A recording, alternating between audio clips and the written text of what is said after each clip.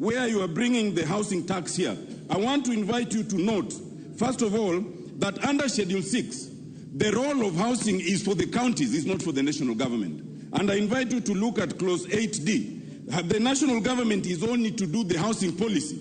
So when you are bringing the question of housing and you're introducing the tax, you're actually amending the Constitution through the back door. And it also means then that this bill should go to the Senate, because the Senate must have a role in anything that affects the counties.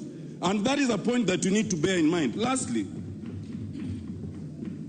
it is a matter of the Constitution that you cannot introduce servitude by telling someone that they must pay tax which will not benefit them and will go to the shareholders, as your leaders have told us. That is servitude. Servitude that we must reject, and we must reject this bill in totality. Thank you, Mr. Speaker.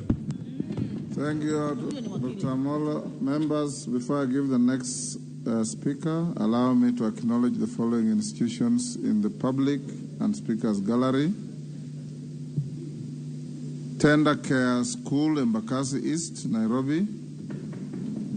Ontulilu Boys School, Buri, Meru.